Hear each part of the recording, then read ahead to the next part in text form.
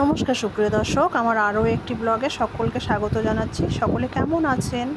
এই গরমে সকলে সুস্থতা কামনা করছি। এই গরমের মধ্যে বেশি তেল জাতীয় মশলা জাতীয় খাবার খেলে শরীরের মধ্যে বাড়তি একটা অস্বস্তি তৈরি হচ্ছে।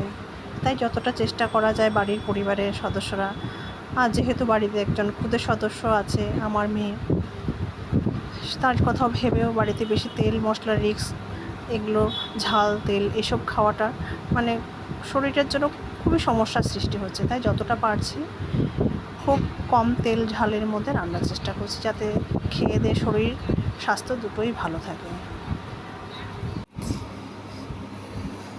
তো সাধারণত খুবই সাধারণ যে সমস্ত খাবারগুলো, ওগুলো আমাদের ঘরে সবাই খেতে বেশি ভালোবাসে। বিশেষ করে আমার বরমশাই খুব ভালোবাসে। যে কোনো শাক সবজি পাতা বাটা বুটি এইসব খেতে বরমশাই খুবই পছন্দ করে। আর যেহেতু বরমশাই পছন্দ করে, তাই আমাকে করে দিতেও খুব ভালো লাগে। কারণ আমি নিজে খাওয়ার থেকে যে অন্যকে যাকে আমি খাওয়াচ্ছি সে যদি তৃপ্তি ভরে খায় যে খাবারটা, সেটা করলে আমার নিজেরও সন্তুষ্টি লাগে এই যে কোনো কাজে।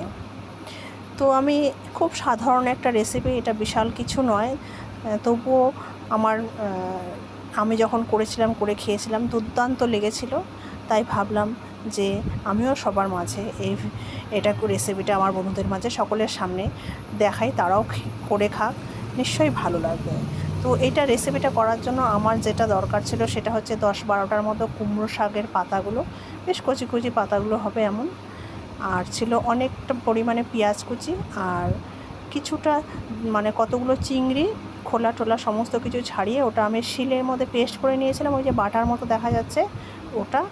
এটাতেই মেন আর কি জিনিসটা। আর যেগুলো লাগে একটু লঙ্কার গুঁড়ো, হলুদ গুঁড়ো, নুন, চিনি, কাঁচা লঙ্কা কিছুটা কুচোনো, এগুলো সব একটা কড়ার মধ্যে গরম তেল বসিয়ে দিয়ে কিছুটা এই জিনিসগুলোকে ভাজা ভাজা করে নিয়েছিলাম। প্রথমে কুচনো পেঁয়াজটাকে ভেজে নিচ্ছিলাম, তারপরে ওই যে চিংড়ি মাছের বাটাটা পেস্ট করেছি যেগুলো, ওই পেস্টটা এর মধ্যে দিয়ে এটাকে আমি তেলের মধ্যে দিয়ে ভেজে নাড়াচাড়া করে নিচ্ছি। তাহলে হবে কি, ওই পুরটা আর কি, এটা আমি মেন আর কি পুরটা তৈরি করছি, পাতার ভেতরে যে পুরটা দেবো সেটাই তৈরি করছি। সমস্ত কিছু পরিমাণ মতো সব দিয়ে পুরটা রেডি করছি আমি।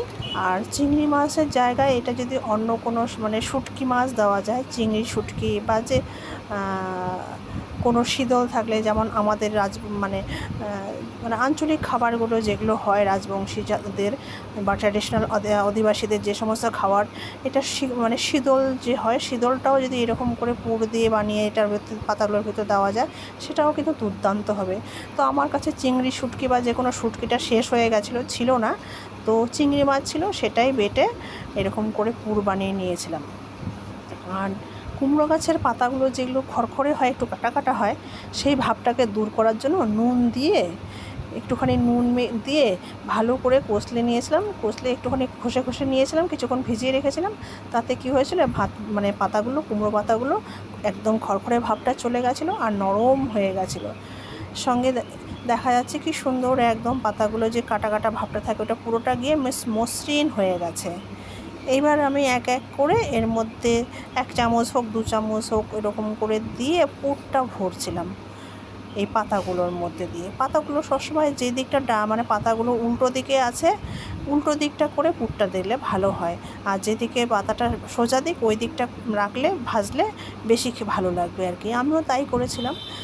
পুরের মধ্যে এরকম করে পাতাগুলোর মধ্যে এক এক করে নিয়ে অল্প অল্প করে পুর দিয়ে ওই চিংড়ি মাছ আর পেঁয়াজ কুচো সমস্ত মশলাটা যে কড়ার মধ্যে যে নেড়ে চেড়ে নিলাম, ওই ভাজা পুরটা ঢুকিয়ে এর মধ্যে পাতাগুলো এক এক করে সমস্তগুলো সিল করে দিচ্ছি।